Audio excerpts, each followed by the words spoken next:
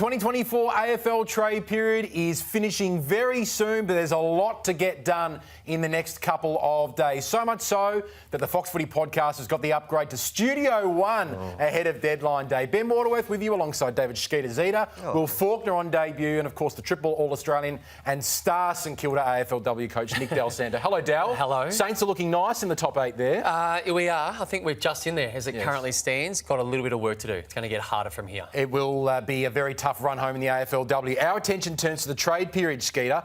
My goodness, not much happened on Monday, to say the least. Yes. But Dan Houston may be about to become a Collingwood player, and a mega 5-player now, 3-club deal might be on the cards. Thanks to Rory Atkins. Thanks to the Rat. Yes, one of the great men. And there's plenty going on in this trade. So it's been written down because there's a fair few moving parts here. So let me just walk you through where it sits. So this is how this deal could go down between Collingwood, Port and Gold Coast. So ultimately, at the end of it all, it won't all get done in the one transaction.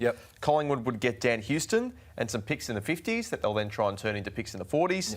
Port Adelaide would get picks 13 and 29. They'd get Jack Lukosius. They'd get Rory Atkins and Joe Richards from the Pies. And then Gold Coast would get John Noble, a future first from the Pies, a future first from Port Adelaide, and a pick in the 30s. That's how it would all end up by the end of it. A fair bit of meandering, and some AFL House will be very busy on the Twitter account there. But ultimately, that's what the deal looks like at this stage. And Dan Houston gets to Victoria and he plays for Collingwood in 2025. This all revolves around Dan Houston. I mean, that's clearly the big name within this, but it also has a flow-on effect. So then you think, OK, the Pies finished 9th last year, clearly the Premiers the year before. How significant is that one player going to make in a team sport? Now, we had a similar chat last year, probably not to the same degree, about Lachie Schultz going there. That one didn't excite me as much, given that they were the Premiers. They had a really good small forward line. Obviously, Jack Ginnivan goes out, off the back of all that. But this one I love. And you think about the modern game, and the modern game, a lot of it's based around a sound team defence. And the best teams, Brisbane Lions, what we saw throughout the finals, we've seen pretty much the top 4 have got a stable defence. What's the only thing that can trump defence is ball use. And elite use by foot. Dan Houston fits that bill. Now, I don't know where he sits in regards to the champion data measurement of skill level, but my eye test says he's got to be in the top 10. They go out of their way at Port in previous years to give him the ball, whether he's in a great position or a bad position, because they say, we trust you to distribute the footy as good as anyone. So you add him into the halfback line of the Pies that have already been somewhere near their best, one of the best team defences in the comp. You've got Darcy Moore. You've got Quainer, who plays that smaller lockdown role. You've got Bruz, Braden Maynard. You've got the hard edge. You've got side bottom that's gone back there for a different sort of dynamic. I like that. I love that. And I think they can have an instant boost to what they can do next year. Do you think they bounce next year, Will? I think they do. I think they had a bit of a lull this year. I think injuries probably didn't help them as much, and we've seen throughout history that teams do lull after a premiership more often than not. But I think the acquisition of Dan Houston's a pretty big one for Collingwood.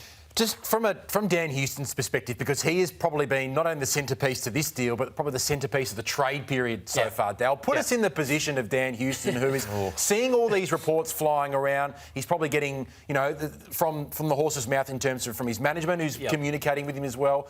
What's he going through at the moment? And I suppose, how important is the player's manager in a situation like this? I'd like to think there was a conversation at the very start of this, whenever this was sort of bubbling away, and you say to your manager, I only want to hear from you.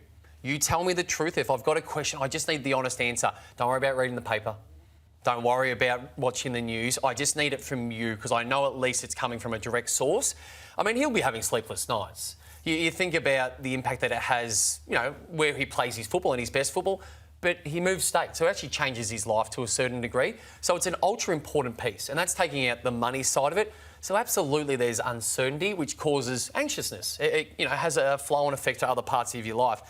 The piece of comfort for Dan Houston is he's clearly has the contract at Port. So worst case scenario, you're going back to a good club. Best case scenario, you go to somewhere else where you continue to play footy. And at the end of the day, that's what he's here to do, play really good football. It's not like, hey, if I don't get picked up, I don't get to ever play again. It's okay. You're a great player and you'll get to play somewhere else, possibly the MCG, in front of 80-odd thousand every single week. Like, life's okay. We're not allowed to have perspectives during the trade period. That's what it's all about. The end of the world. That is what it's all about. Everything's falling apart. Nick Geeshan, who's Dan Houston's manager, he's a very cool, calm and collected customer. So I think he'll be keeping Dan Houston pretty calm and saying, I'll just let me handle it, mate. I think he'd be pretty good at that. So I think Dan Houston will be going all right. And it is helped by the fact, like you said, that he isn't steadfast against going back there, even though I don't think anyone thinks he's staying there. That does help, and it certainly helps the power in negotiations. I did hear that one of Dan Houston's favourite AFL media programs is the Fox Footy podcast. So listen to this, because we're like your manager. That's we only right. speak the truth here. Of course. One of us.